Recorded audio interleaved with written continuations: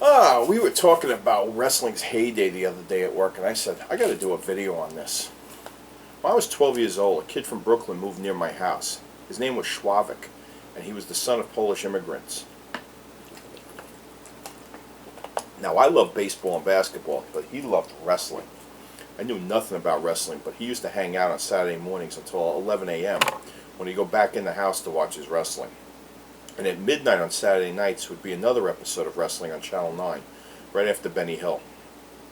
I watched it because he was so into it, but then I started to love it too. Each episode seemed to be filmed in a grammar school gym or in a Knights of Columbus. And this big guy was the announcer. His name was Vince McMahon. He was as big as a lot of the wrestlers. And what a colorful bunch they were then. From 1978 to about 1984, I watched both episodes almost every Saturday. Funnily enough, I stopped watching it just as it was getting really popular. It was too popular for me. Cyndi Lauper and Mr. T and other celebrities were taking over my cool underground sport.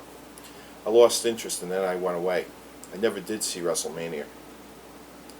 The years went by and I grew up and I got married and I started working a job that made me go to bed early on Friday and Saturday nights.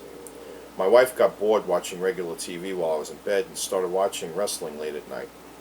On Sunday mornings, when we'd have breakfast, she'd tell me about all these crazy characters like The Undertaker. I thought she was losing her mind. Since Seinfeld went off the air in '98, I really stopped watching TV. But then I sat down and watched it with her one Monday night. The show was called Raw on USA, and I thought it was insane. Even more so than when I gave up watching it in 1984. But you couldn't deny its popularity. Every show was filmed at a big basketball arena like Madison Square Garden. This was 1999, and a new wrestling show started to come on Channel 9 on Thursday nights, just as I was getting into it, and it was called SmackDown. More than Raw, I loved SmackDown. It concentrated more on the funny storylines. I was hooked, line and sinker. Barbara and I watched it religiously for almost 2 years. And in the year 2000, we finally got to see our first WrestleMania, number 15. What a great show. Guys jumping off ladders and crashing into tables, people using thumbtacks as weapons, and other people falling 25 feet off steel cages and landing on the announcer's table. It was complete madness and was the greatest show on earth. The characters, the background stories. If you didn't like one, the next one was sure to be great. Then one star was phased out and the show lost a lot of its luster. The stories got dumber and lamer, and the influx of wrestlers from other failed leagues like the WCW were just punks and not interesting or fun at all. I gave up watching it and moved on to other things. But for a 2-year period, it was the only must-see TV for me and my wife on Thursday nights. To celebrate the 10th anniversary of what I think was the resurrection of the WWF, now called WWE, I bring you my top 10 list of my favorite wrestlers. Let's start with the honorable mentions. Bob Backlund, an Olympic gold medalist, wrestler who was an all-American boy. He was easy to love when you were a kid because he was all about apple pie and Chevrolet. Unfortunately, his story got boring fast, and he lost his title when he became a bad guy in the show, and that didn't work for him. Ivan Putski. He was the first wrestler I knew because his biggest fan was my friend Schwavik. He said would eat raw onions and garlic before a match. When he'd swing you into the ropes, you'd bounce back towards him, and he'd be met by the two-fisted Polish hammer.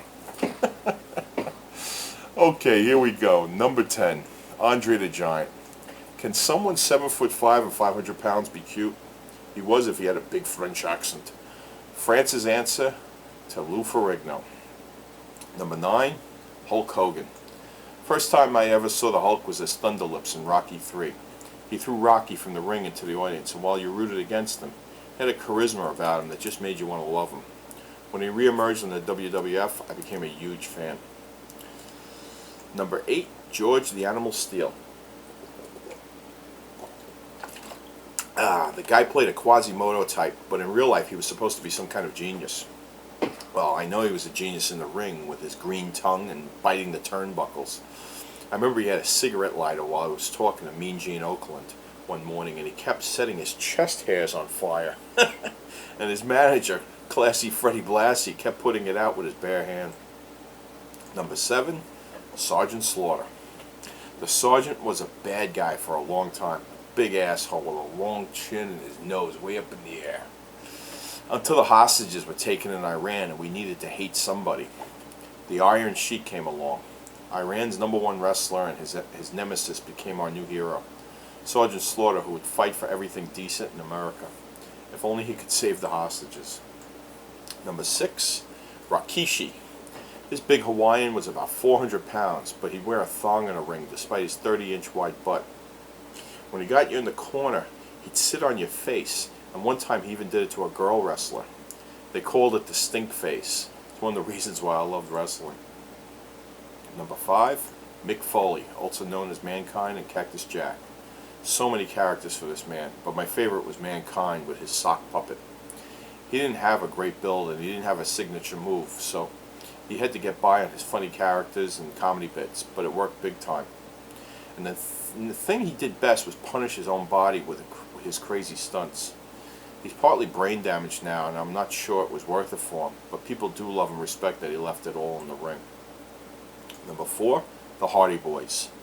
These kids were from the Mick Foley school of anything goes. They fell in love with the WWF in high school, and when they were teens would jump off their parents' garage roof into mattresses just for fun. When they became WWF stars, they switched to ladders, would make these incredible dives onto the chests of their opponents. Number 3, Mae Young. This woman was born in 1923, her appearances with the Fabulous Moolah were hysterical and a true example of just what a great showman Vince McMahon is. He gets a bad rap for how he treats his people, and that may be true, but occasionally he has a big heart and he tries to help those old wrestlers out who are struggling. Mae got a huge part in the show, especially when she was dating the big black wrestler Sexual Chocolate. Even though she was 76, Sexual Chocolate got her pregnant. One of the funniest things I ever saw. And her birth scene was gross, but great comedy. Number 2, Jimmy Superfly Snuka. From 1982 until 1998, the Superfly was my favorite wrestler of all time. It is commonplace now to get on top of the top rope and jump off to smash your opponent, but back in the 80s, it was absolutely nuts. The way he'd stand up there barefoot on the ropes like a jungle boy, arms outreached, making love signs with his hands, waiting for the crowd to go nuts, it was the most exciting moment in sports entertainment, until number 1 came along. And who is number 1? Who else? The Rock. The number 1 reason I came back to being a WWF fan. Oh man, was The Rock fun to watch. His wrestling was great, but he had the cheapest stunt in the ring, the people's elbow. Now what made The Rock great was his backstories, and of course the people's eyebrow, which was a lot like John Belushi's. He's become a huge movie star. Why? Because he can act, and he has a great sense of humor. He proved that on Saturday Night Live a few times. Do you remember the Thanksgiving Night SmackDown episode back in '99? The Rock said, "I love apple pie and I love peach pie, but I really love poontang pie." I was like, you could say that on TV? He hated Cold Stone Steve Austin, he hated Triple H and Generation X, and mostly he hated Vince McMahon, but he loved the fans. He seemed to get bigger and stronger with all their crazy cheers. I didn't see The Rock when he was a bad guy, not until a couple of years later in a documentary movie called Beyond the Mat, but I'm glad I didn't. My memories are strictly of him being not just a good guy, but a great guy, and he seemed to be having such a fantastic time. His movie career will probably never match his days in the ring, so for those of us who remember him then, we remember him at his best, and the WWF at its best. There will never be another like him. So I ask you, can you smell what the Freditor is cooking?